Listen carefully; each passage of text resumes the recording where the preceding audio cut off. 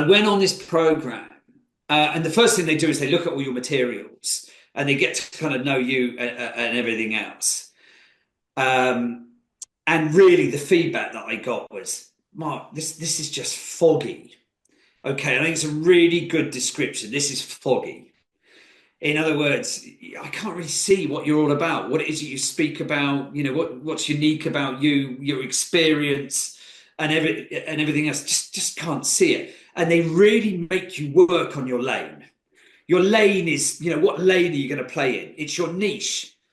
What's your kind of niche? And then really work you hard to get clear on your niche. And instead of leadership and teamwork in the eye of the storm, I ended up with my niche being navigate the storm. That was my niche. I'm all about helping leaders and teams, face into the storm, into turbulent times. And then my website got kind of built around it. My branding was all kind of built around that and everything else. And it was just a game changer, just because it was so much clearer for clients about who I was and what it is I spoke about and the value that I brought. So if there's one recommendation I can give anyone, is spend the time getting clear on your lane, and then everything else should come from that. Welcome to the Ideas on Stage podcast, your regular insight into leadership communication.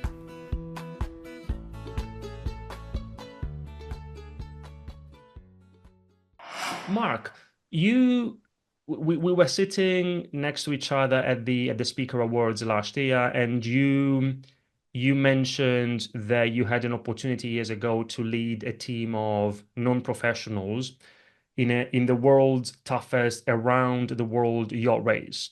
Tell me, just at a high level, tell me a little bit more about the experience. Yeah, well, I mean, Andrea, it's the only thing that I speak about because it was an experience so rich.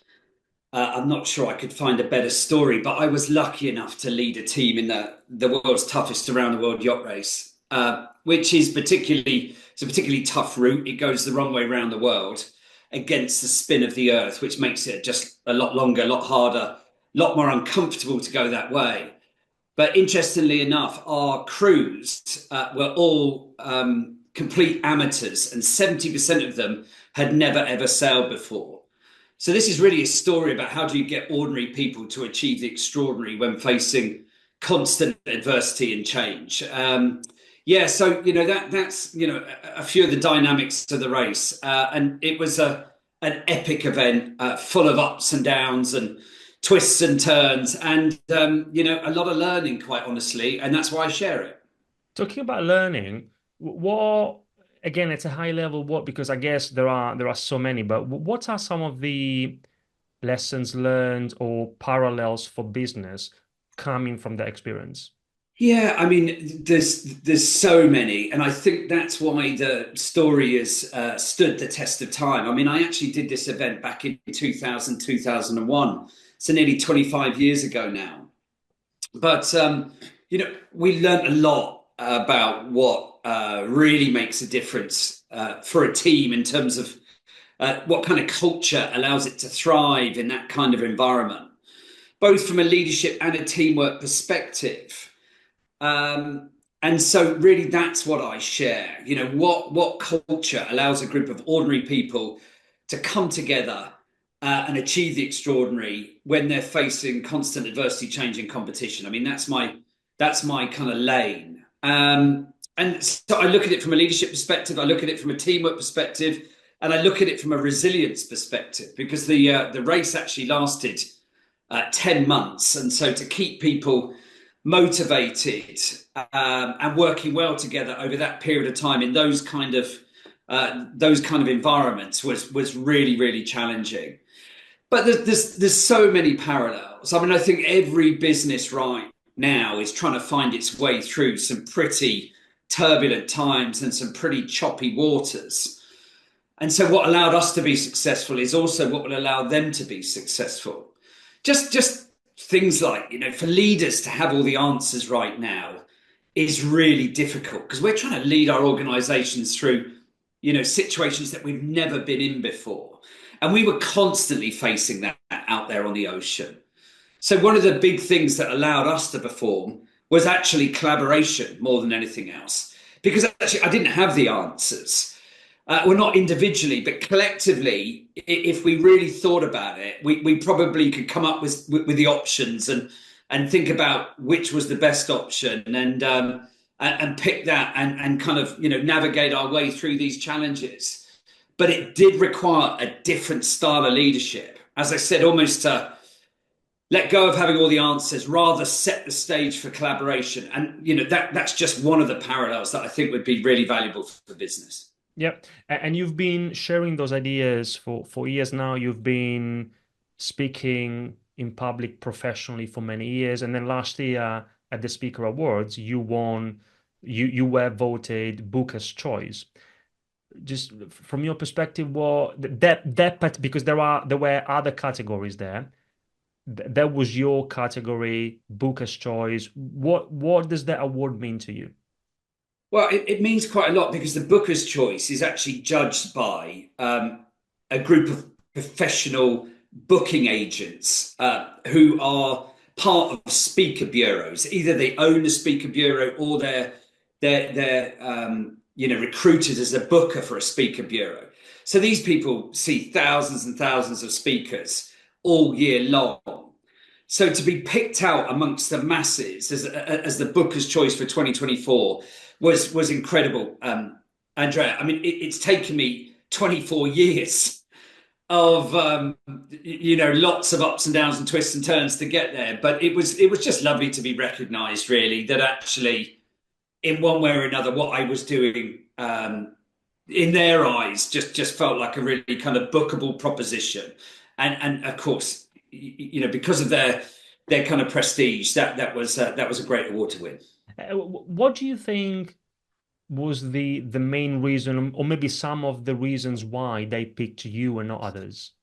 Yeah, I mean, I think for speaker bureaus and for those that are getting into speaking, if you want to get represented by speaker bureaus, it's a challenge because basically they're putting their trust in you to recommend you to their clients. And so, when they're looking at speakers, they are looking for a lot of kind of evidence and proof points that you can be trusted, I think, more than anything else. And I think there's a whole host of things that they're looking for. I mean, one thing is I think they want to be able to sell you. And so your positioning has to be quite specific and easy to get, easy for them to get and easy for them to sell to others. And something that's relevant right now. As I said, I speak about leadership and teamwork in turbulent times. Well, there's a lot of turbulent times going on, and there's a lot of conferences on trying to improve leadership and teamwork. So I guess in their minds, I'm a kind of a good fit for right now. But I think it's the other proof points they're looking for. Who have you spoken for? What have they said about you in terms of your testimonials and your reviews? What are your materials like in terms of your show reel or your website or what we call your one pager, which is kind of an explanation of you all on one page. I think they're looking for all of those things, plus that you're good at summarizing your learning and that learning is going to be really valuable for the client and will really help solve a problem for the client. I think they're looking for all of those kind of things. And I think it's a heady mix of all of that, quite honestly. Yeah. So there are many things to consider, many things they look at. Just out of curiosity, Mark, are you always represented by agents or speaker bureaus? And I'm asking the question because it can be useful for other speakers or those who aspire to become professional speakers. Or do you also secure speaking gigs independently? Yeah, I mean, for me, it's a mix, Andrea. And actually, for the first, I don't know, 16, 17, 18 years, I didn't have any representation whatsoever.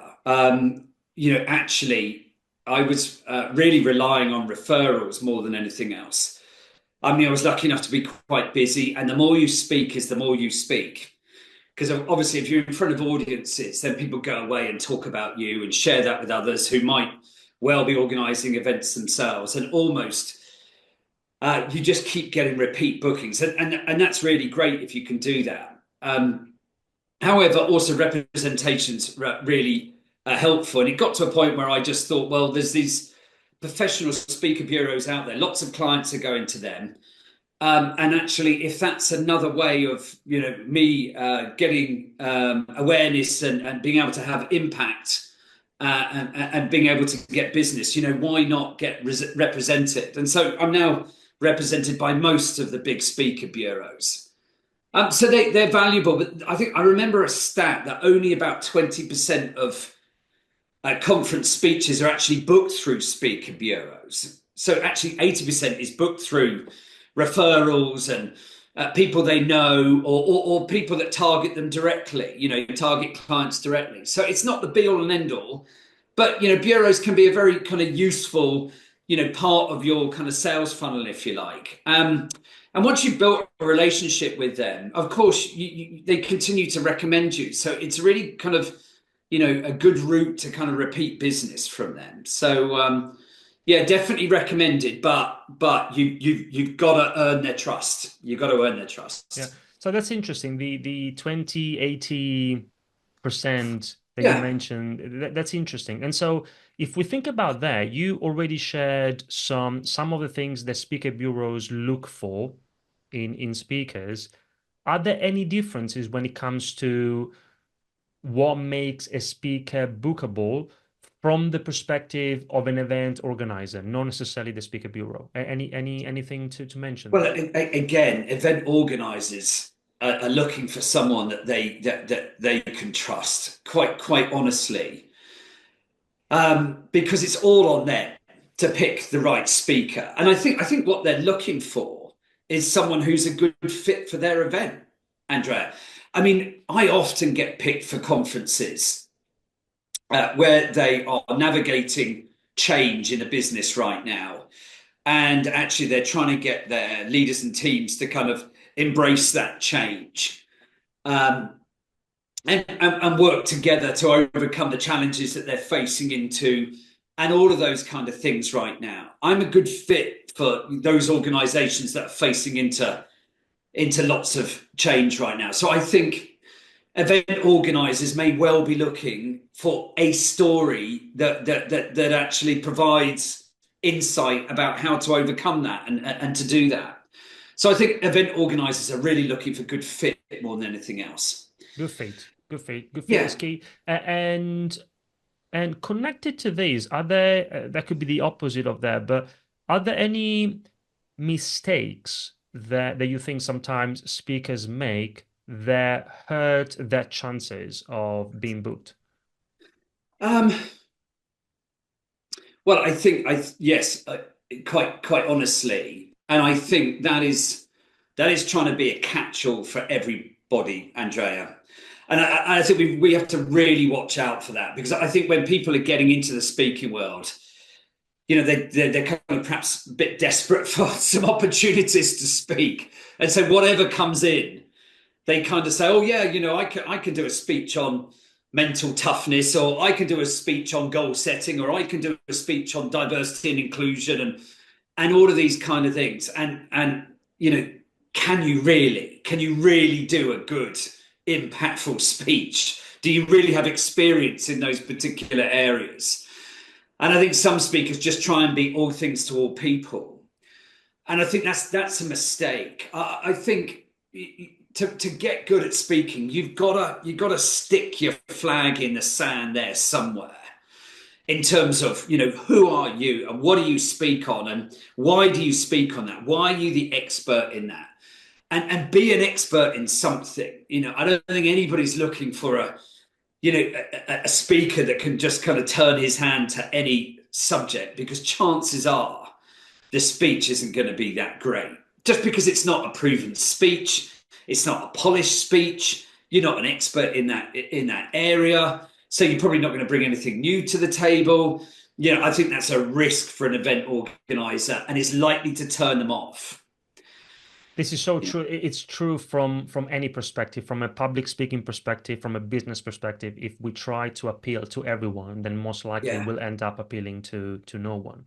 So better to to be an expert in one particular thing, to niche. Absolutely. And on your website, there are a few things you mentioned in terms of perhaps qualities or skills that you have. And one caught my attention because I saw it over and over again, which is this idea of being easy to work with. And for example, on this podcast, Mark, we had, I don't know if you know, maybe you do, Maria Franzoni. We were talking about Yeah, I speaking. do. Yeah. And she often talks about the importance of for speakers to be easy to work with. Now, from your perspective, what do you think? What makes you easy to work with? Um, yeah, I mean, I just think, look, we all like to do business with companies that are easy to work with. There's a reason why Amazon's so successful, because it's so easy to order things and it's so reliable. It turns up the next day, and it's a good price and all of that stuff. It's easy to do it. And look, I think any company that makes it easy to do business with, is going to attract clients and build loyalty.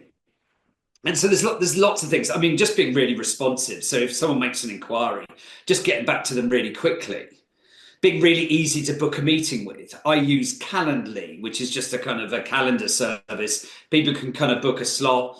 There'll be slots through the week, at a time to suit them. It's really easy for them to kind of speak to me. And when we get on a call, I think I'm just kind of, easy to do business with. I'm not some kind of prima donna, or a kind of an ego that they're having to kind of, navigate through. Which I guess, as a speaker, you could be a bit of a diva, and I'm sure some pop stars are really quite difficult to do business with. And have kind of big riders for their, for their kind of dressing room and all of those kind of things.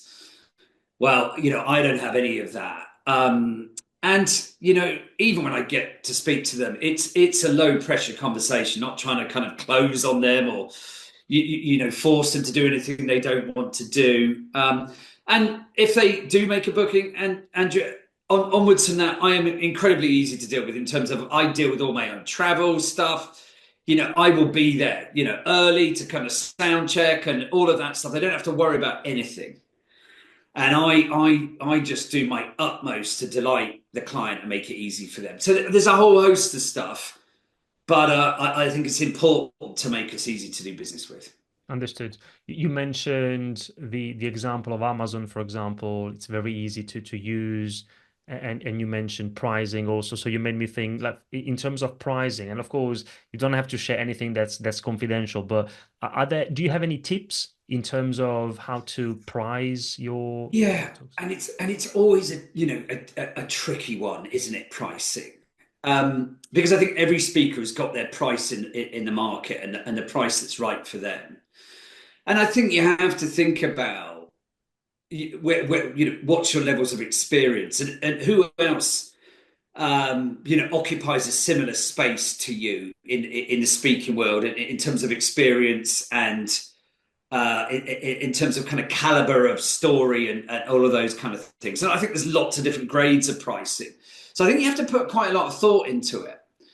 And I think it's kind of, I think one of the mistakes that speakers make when they're first starting out, it's a real kind of tricky one, this, because they don't feel worth charging a lot of money for to start off with. But trouble is, if you go too cheap, you look too cheap. Sometimes it's good to be a bit more kind of expensive and reassuringly expensive.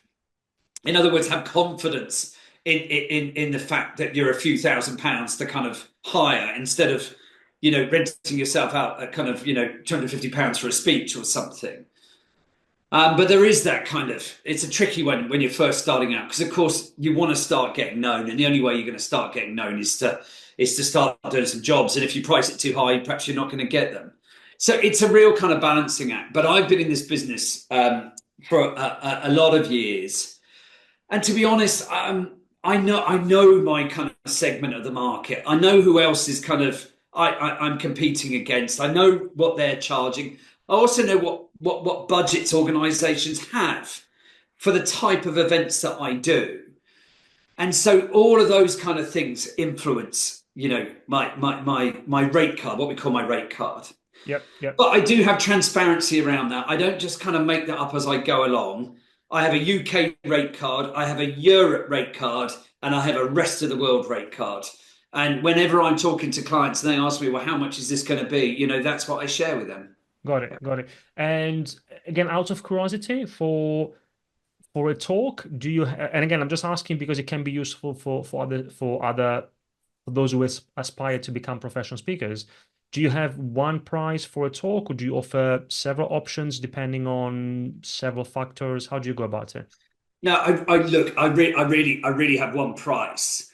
I just because it's this transparency and making it easy, and also I don't want lots of different rates out there in the market. That if they went through a bureau, they would get me for X amount of money. If they come direct to me, they'll get it for Y. Or have different prices for different variations. At the end of the day, if a speaker's going to, or a client's going to book me, or a speaker bureau is going to book me, whether it's a half an hour speech or it's an hour and a half speech, it doesn't make any difference. I'm going to be there and I'm going to be giving it my all. And actually, it's harder to do a half an hour speech than a 1.5 hour speech. They always say it's harder to make something shorter than longer. So actually, you shouldn't be charging less for the shorter ones, because actually it's going to take more work to really think about what you're going to leave out and still have great impact in that half an hour. So no, I just charge the same. But often I'll offer to stick around and do a follow-on session for them for nothing. Maybe to extract the learning from the speech. By asking, what showed up for you, and maybe using some technology to kind of, capture all of that, and then perhaps just kind of, debrief that with the team whilst, answering some questions and answers so that we can go a bit deeper on some certain topics. But if I'm there, if I can add value, I will. And it's all about, trying to add the best value I can for the client, quite honestly. And they get that for that rate. At other times, they haven't got time for it. They've got a packed agenda and that doesn't happen. But if they've got space for it and I can add value, then I'll stick around and I will. Got it. And Mark, from pricing is one element, but there are many other things from a marketing perspective. Is there anything else, any strategies or things that you do to try and increase demand for your talks, for your services, and also before you mentioned the importance of repeat bookings? So is there anything you do when you work with a client to try and be called again in the future? Yeah. I mean, this is a never-ending quest. And so if you're going to get into the speaker world, one thing is to have a good speech and a clear lane that you're playing in, a clear niche that you're playing in. But I think you've got to have an eye for sales. And of course, speaker bureaus is one part of it, but another part of it is really kind of generating your direct business. And I'm lucky enough that I have quite a lot of clients that come back. But I try and stay in touch with them and just kind of drop them a line every now and again, and just have a kind of a catch up and an informal coffee. But also, if I do a speech, I follow up with how else I can help them, and also ask them, do you think there's other opportunities to also share my learning wider within the business? And is there anybody that they could potentially refer me to? Or perhaps recommend me to, so that I can have a conversation with them. But yeah, it's a never-ending quest to try and continuously bring business in. You're not going to win them all. You never are. I probably speak at kind of, between 50 and 75 conferences a year. And if you want to do that, I'm probably winning kind of 1 in 5, 1 in 6. So you've got to have kind of 300 or 400 inquiries in order to do that. So you've really got to be finding those inquiries. Some of them will come from existing clients, repeat business. Others will come from speaker bureaus. Others have to come from new clients. And so you've got to find those people. It's a never-ending quest. These are interesting numbers, very useful. So 50 to 70, 75, that means that we need to have hundreds of inquiries. Yeah. I'd love to learn more about, and you've mentioned something already. Maybe you've mentioned everything, I don't know, but how you go about marketing yourself. There are so many things that can be done, uh, social media and emails and networking, so many approaches. How do you go about it? Well, I mean, all of the above. And I think some of them I'm stronger at than others. I'm pretty good at my bureau relationships, so I put a fair amount of effort into those. I do a reasonable amount on LinkedIn. I could probably, do more than I am right now. And I do try and stay in touch with those that I've spoken for, because often there's a good chance of repeat business within them.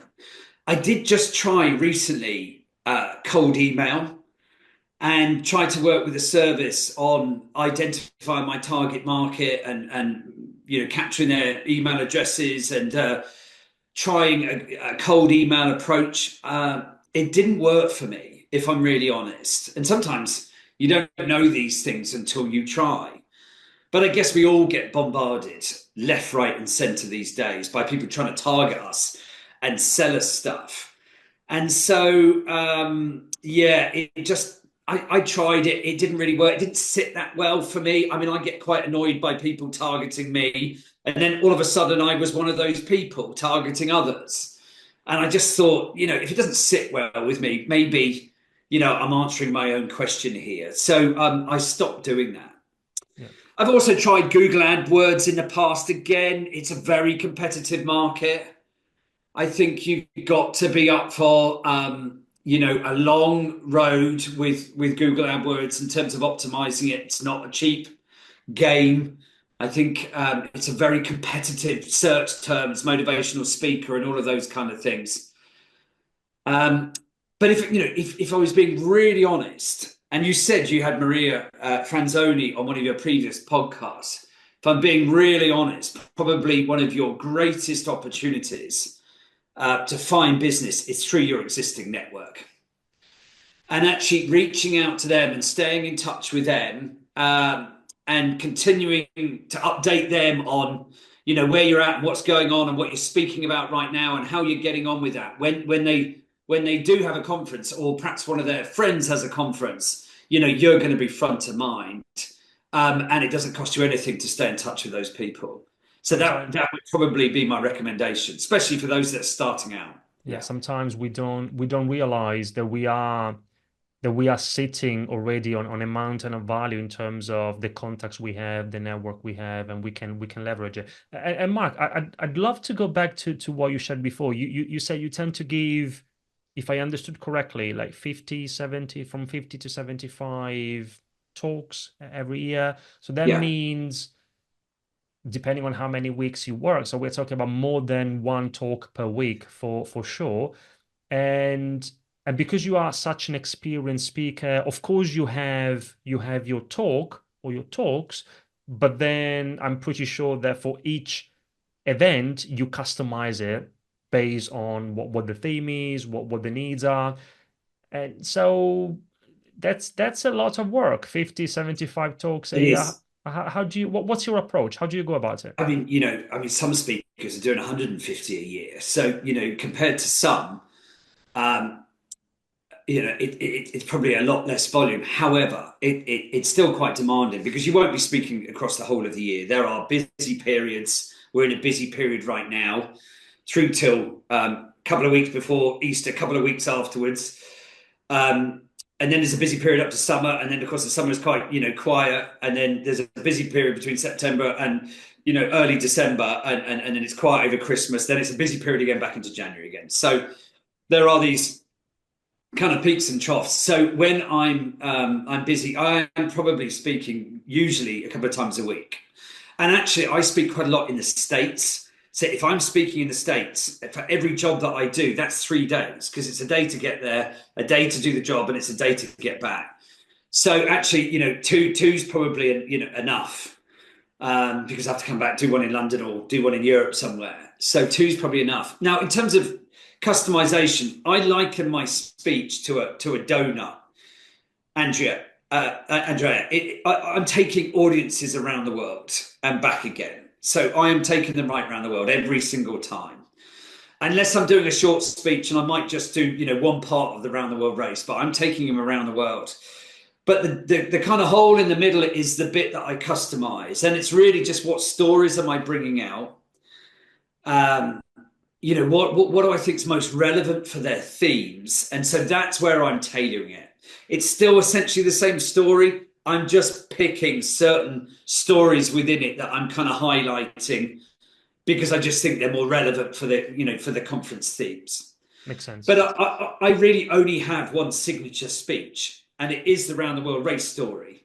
It's just I customize it, tweak it for each of the events that I do, and that's based on pre-event calls and and research more than anything else. Yeah. Before we continue with this episode, I just want to share a few resources that I think will be super useful for you. The first one is check out either my book, Confident Presenter, or my colleague Phil Wakenow's book, Business Presentation Revolution, or both.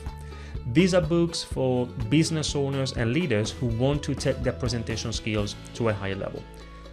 To make the most of the books, take the Confident Presenter Scorecard, which is an online tool that allows you to assess your presentation skills for free in less than 3 minutes. And then also, at the moment, I'm running a series of free presentation skills web classes, and I'd love to see you there. The links are in the show notes. Now, let's go back to the episode. What I love about your approach, Mark, is that you had the experience, the around the world yacht race, you said 25 years ago or so. Yeah. And you've been sharing their story so many times. You've got their signature talk. And sometimes my clients ask me, how do you go about when you have like situations like yours, or think about also like salespeople, business leaders and professionals who need to constantly pitch and present the product to different audiences, but it's the same pitch, it's the same presentation. How do you go about not getting bored by your own content? And like the way I look at it, and then I'd love to hear your thoughts, Mark, is that I think of it, it's a bit like rock bands. If you think about, I don't know, the Rolling Stones, how many times have they played Satisfaction? It must have done it. They must have done it 1,000 times, but then each time they do it, it's a different audience, different context, and they play it, they sing it as if it's the very first time they do it, and it's a skill. It's a great skill to have. What are your thoughts here? Yeah, no, I mean, and people ask me, are you not bored telling the same story? Quite honestly, I'm not. And there's a couple of reasons for it. One is, as you say, actually, the challenge isn't telling the story. It's about having real impact with your audience. So every single speech is a challenge in its own right. And I never underestimate that challenge. I mean, I'm never nervous about doing the speech. What I'm nervous about is not really hitting the spot and getting great feedback and really moving some minds in that room. So it is a constant challenge to do that. To be showing up with the right mindset, the right energy, with the right context in my head about how I'm going to adapt that speech to really get it on message, considering where they're at and what's going on with them. And I am linking it to what's going on with them as I go through, to show that I haven't just rocked up, to show that I've done my research, I've really thought about it and everything else. Because I think the more we get it on message for them, the greater this impact is going to be. So it never really feels like it's the same speech again and again and again, because it's just not, because the context is different every single time. So I think that's what keeps it fresh. And I can get back there. As if I'm kind of like almost reliving this thing. And my speech is full of video and, set to a pretty powerful music score and everything else. And there's real kind of timing in it and everything else. So I never rest on my laurels with it. And the other thing is, Andrea, I'm constantly trying to move it forward. The speech that I did 25 years ago to what it looks like right now is chalk and cheese. And even this year, I've been making changes. I'm constantly trying to adapt it to make it even more powerful. Never stop trying to move it forward. And I think that's what organizations should do if they're doing pitches, should never be happy with how we're doing it, always trying to do it better than we did it the last time round. And that's what I'm trying to do. So it's never a dull moment. Yeah, interesting. I follow the same approach. Like before this call, Mark, and that's why I was a bit late. And also after the call, I will continue. What I've been working on today was exactly what you said. For example, I run a regular webinar, which is part of it's one of our main things we do from a marketing perspective. It's a sort of a presentation for prospects, for those who are interested in learning more about what we do, to see if there's an opportunity for both of us. And I've been running the same presentation, the topic is the same presentation every single week or maybe every other week since 2018. So I've done many of them. But then, as you said, like every year, of course, or every few months, I look for opportunities to tweak it, to make it better. Now, for example, the challenge I gave myself today was to try and cut 15%, to make it just a little bit shorter, because I think if you can convey the same message, if you add the same value in 20 minutes instead of 30 minutes, it's going to be more concise, more effective. And as you said before, it's a challenge. It's hard. A 20-minute presentation is harder than a 1-hour presentation.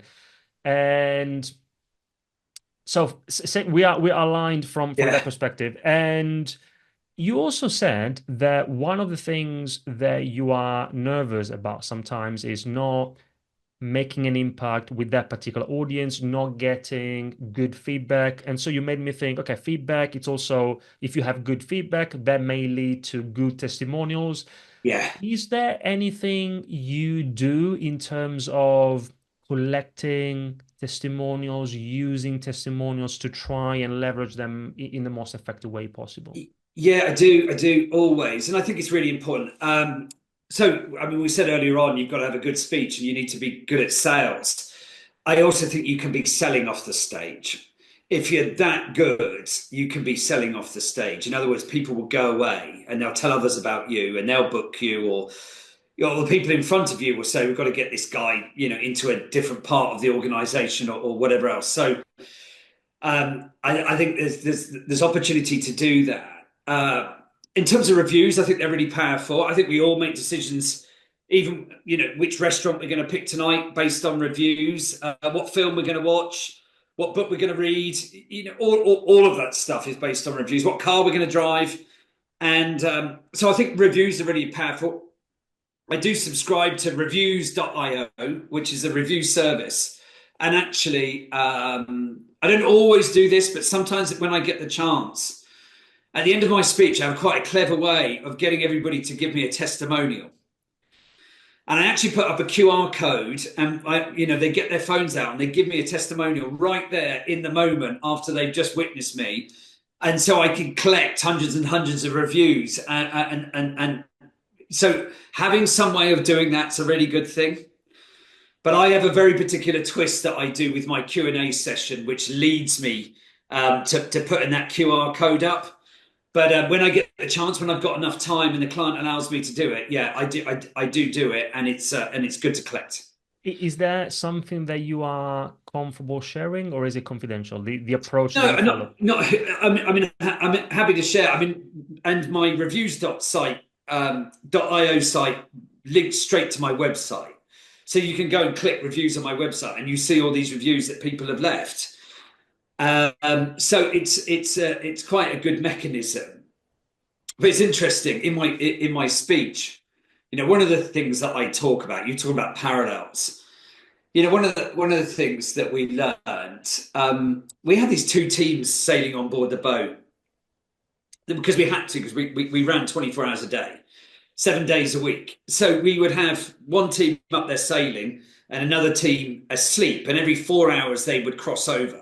So they're either sailing or they're sleeping. And we were running in this kind of shift pattern. And at one stage of the race, we were trying to optimize our performance. And we got these two teams together in one of the stopovers, one of the breaks of the race. And we decided to try and get them sharing best practice with each other. What do you do well? Share that with the other team. but actually it didn't go that well. It's interesting. People often say, well, let's get together and share best practice. No one wants to listen to another team gloating about what they've done well, Andrea.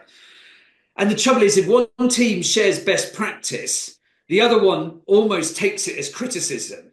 Well, why are you sharing that with us? Are you saying we're no good at this? No, I'm just saying that's how we change the sale quickly. Yeah, but why are you saying that? We can do it just as well as you. It ended up in this conflict. It's really interesting. So instead of getting people sharing best practice, what we decided to do was to get them to share best problems with each other. So look, what is it you really struggle with that no matter what you seem to try, you can't seem to solve, can't seem to do it well? And so we had one team say, oh, well, look, this sale, when we have to change this sale, it always seems to cause us problems. And then the other team said, well, interestingly enough, we had the same issues, but this is how we overcame them. And it was really interesting. All of a sudden, this worked, primarily because all of a sudden this team was open, to receiving kind of insight from the other team, whereas before they weren't. It's kind of like counter psychology, but it's absolutely true. So look, how does that link to the whole kind of reviews thing? Well, I share this as often as part of the Q&A at the end of my speech. Because people say to me, you talked about feedback. How did you get that working within the teams? And I share it with them. So then I go on to say to them, okay, look, let me just put this into practice right now. If I were to share my best problem with you all, would you be up for helping me with it? And of course, the audience turn around and say, yeah. And I said, well, look, my best problem is getting reviews. That no matter what I seem to try after the event, it's really hard to get reviews. And I said to them, look, what would you do to get reviews right now? And you'll start getting suggestions coming in. Sooner or later, someone will say, you know what you should do? You should put a QR code up there, get us to give you the review right now. And I turn around and say, well, look, now you come to mention it. Thanks so much. Knew you wouldn't let me down. Bang. And there's my QR code. So it's a way that I kind of lead them there by sharing some insight from the race and then put it into practice. And of course they love it and they laugh and I get hundreds of reviews. This is very smart because you are weaving in what you want them to do into the story, into the presentation, rather than being just an ask at the end, which is a separate thing. I love it. Yeah, absolutely. Because if it's just an ask at the end, it would feel a bit. I'm very careful about asking stuff that benefits me and doesn't benefit them. However, I just shared a bit of insight with them. I've also just let them experience it for themselves. My big red thread through my speech is all about the power of collaboration. We're so much better together than we are on our own, especially in this kind of environment right now. As I said, it's really tricky to navigate even through life right now, let alone through, work and business and everything else. Sharing the burden around that is a helpful thing to do. And a good way of doing that is by sharing our best problems with each other and helping each other out. That's the way the human race works. And so to actually demonstrate it in front of them, say, look, why don't you share your best problems more and ask people for help? They're only too happy to help, and they are. Of course, we don't want to share our best problems because we don't want to look fallible. And, some people would think, oh, I don't want to share with others that I've got problems. I would just look weak. Well, none of us are perfect. None of us have got all the answers. Actually, you would just look human if you shared your best problems. So to show them that I'm willing to do that, as well as get my reviews, it's a perfect blend right at the end. Very, very powerful. Well done. Yeah. As you were sharing these, I was thinking, oh, that's so smart. How can I do something similar? How can I, what insight can I share? What story could I tell towards the end to achieve a similar result? So thank you. You gave me a wonderful idea. Well, I think that's the other thing for speakers right now. I keep talking about trying to push my speech on all the time. It's not about fabricating the story, any of that stuff. The story is the story. and the story's really powerful. There's always things you can do to kind of tell it better, a bit like you said, maybe take 15% out, be more succinct with it, those kind of things. But I think the other thing you should look for, and all speakers should look for, is how to engage the audience. I've done quite a lot around audience participation this last 12 months or so, having great results with it. I mean, that's just one example there, which is a very particular thing right at the end. But I do a lot of other audience participation. And I think whatever you can do to, just make your speech even more engaging and involve them in it, the better it's going to be. True. Yeah. A very common mistake I see is the most presentations are monologues, one-way communication. I agree with you that any presentation should be a two-way conversation, it should feel like a conversation for the audience.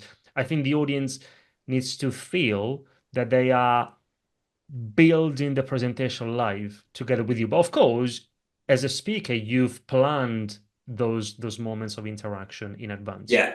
Well, I've got a ton of interaction in mind for that very reason. And I want to have a conversation with the audience. I don't want them to be, feeling like I'm unapproachable, any of that stuff. I want to have a kind of human to human discussion with the audience, no matter how big they are. I mean, we've done audience participation with like 2,500 people, and it's incredible. And it's powerful stuff. It's amazing what you can do. But I do it every time. Yeah, every time the audience does something, even if it's as simple as answering a question, or if it's a large audience, then you may want to interact in a different way. But they do something, it means that they're there with you, they're listening to what you are saying, they're not doing something else. So you keep the audience attention high. I mean, the other thing is, I say to them right at the start, look, you've got a role here to play. And I won't go into detail because it's a bit of a kind of a kind of trade secret, for me and what I'm doing with it. But I say to them, you've got a role here to play today. And because they've got that role, all of a sudden they've got to tune in, because sooner or later I'm going to ask them to do something. So the other thing is, it kind of like, it just builds engagement. That they're sitting there listening because they know sooner or later they've got to do something, and they've all got to do something. So it's it's not even an option for them to sit there and not say anything or whatever else. So as I said, I won't go into detail, but I think the more you can make that engaging, the more impact it's going to have. Yeah. And Mark, by any chance, if you think about your speaking career, now we're talking about many years. Yeah. Was there one moment or some moments, if you look back, and if you can't think of anything, it's totally fine. We can skip the question. Something that happened that boosted your speaking career. Again, maybe one thing that happened many years ago, or maybe last month, and anything that comes to mind.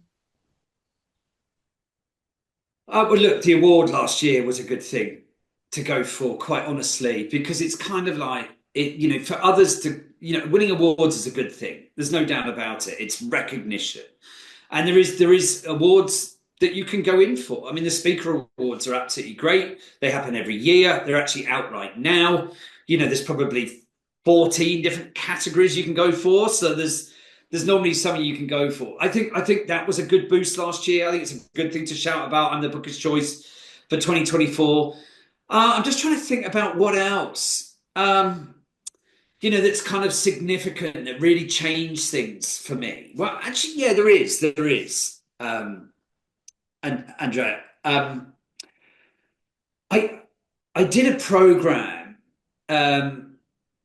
called the Main Stage Academy, which is run by a speaker bureau agent called Michael Arno. He runs Encore Speakers in Australia. Michael's been in this business for a long time, and he does it with his partner, Marty Wilson. And, when I went into that program, because I thought this was back in 2018 or so, my speaker bookings were kind of starting to wane. I've been running off referrals for a long time, Andrea, which is great until it's not great. You're reliant on people just kind of getting in touch with you and everything else. It's a bit like just hoping every year you're going to be busy. It's not a great business tactic, hoping you're going to be busy. And so it kind of run its course and actually just wasn't getting the inquiries and everything else. So I thought I need to get a lot more kind of proactive at my marketing and everything else. And because I hadn't really had to try very hard, I was just kind of running off referrals. My marketing was woeful. It really was. My speech was called "Leadership and Teamwork in the Eye of the Storm," which was kind of okay, but it was quite wordy. And I went on this program, and the first thing they do is they look at all your materials and they get to kind of know you and everything else. And really, the feedback that I got was, Mark, this is just foggy. Okay, I think it's a really good description. This is foggy. In other words, I can't really see what you're all about, what it is that you speak about, what's unique about you, your experience, and everything else. Just can't see it. And they really make you work on your lane. Your lane is, what lane are you going to play in? It's your niche. What's your kind of niche? And then really work you hard to get clear on your niche. And instead of leadership and teamwork in the eye of the storm, I ended up with my niche being navigate the storm. That was my niche. I'm all about helping leaders and teams, face into the storm, into turbulent times. And then my website got kind of built around it. My branding was all kind of built around that and everything else. And it was just a game changer. Just because it was so much clearer for clients about who I was and what it is I spoke about and the value that I brought. And it was much easier to sell myself and for bureaus to sell me because it was so clear about, who I was and what it is that I spoke on. So if there's one recommendation I can give anyone is spend the time getting clear on your lane, and then everything else should come from that. Love it. Yeah. I was about to ask a question, but I'm not going to ask it because you gave the answer already. Stay on your lane. And out of curiosity, navigating the storm, is that also the title of your talk, or do you have a different? There's another story. I still have it, right? But back in 2018, I made navigate the storm just it and nothing else. And look what, it served me pretty well. 18, 19, 20 into COVID, 21, 22. It was a great topic because we were all navigating the storm. But interesting enough, when we came out of COVID, it felt like people had enough of resilient speakers. They'd had enough about talking about navigating the storm and trying to overcome this incredible challenge. We were coming out the other side of it. And everybody was looking for something a bit more positive. They wanted to get people refocused and performing again and back to work and everything else. Okay. But I was starting to get some feedback that navigate the storm had some negative connotations. That people said that we don't want to be telling our organization we're in a storm anymore. We want to say to them, storm's gone, let's go. So interestingly enough, I thought it's time to pivot. And I think we need to do this as speakers. We need to recognize when our topic's not relevant anymore or not relevant for everybody anymore. And so I just made Navigate the Storm one of my topics, and it's still one of my topics. It's my resilience topic for those teams that are facing still real challenging times. But I have another one now, and it's called Together We Triumph. And so it's essentially the same story, but it's perhaps a lot more of the kind of, the positive kind of, side of the round the world race rather than the overcoming the challenges side of the round the world yacht race. So, there you go. Navigate the storm and Together We Triumph. Sometimes you've got to pivot. Yeah. So at the moment you've got two talks, similar, the same story, but of course the lessons, the parallels are different depending on, They have a different interface for extracting the learning as we go around the world. Navigate the Storm actually builds the Navigate model, and it's Navig-8, and it's the 8 factors that kept us resilient on the race course. There was 8 stages of the race. There was a pre-race stage and 7 stages around the world that we did. And I pull out a resilience factor from every stage and build it into the Navigate model. Together We Triumph has a different interface, has a different kind of methodology that captures the learning. So there is differences between the two, but it's still the round the world yacht race. Yeah. Got it. Understood. Very clever again. And Mark, for those who want to connect with you and say hi, where do they find you?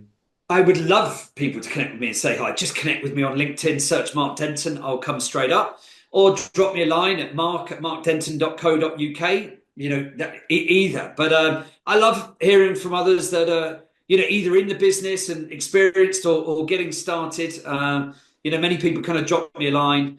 I normally tell them the same things that I have on here. Get clear on your lane, some of the other things that I've kind of shared here. But yeah, very happy for people to get in touch. Perfect. We're going to include your details in the show notes. And again, maybe the answer is get clear on your lane, but I want to give you another opportunity to close with anything else. If, let's say, Mark, that someone listens to this conversation and they remember just one thing, and if they remember that thing, you would be happy. What's the most important thing people need to remember or take away from this conversation? Yeah, I'll give you one thing. Being a professional speaker isn't about you, it's about your client. And I think never lose sight of that. We are there to help them with whatever it is that they are challenged by, and they're looking for a speaker to help them with. Never lose sight of that. And I think what we can do to make it easy for the client to understand whether we're a good fit for them or not, I think is really, really important. But never lose sight of the client and what they're trying to do, because we're here for them, they're not here for us. So I think that would be my parting shot. Great. Mark, thank you very much. I really appreciate your time today, sharing your experience as a professional speaker, your insights. Let's keep in touch. All the very best.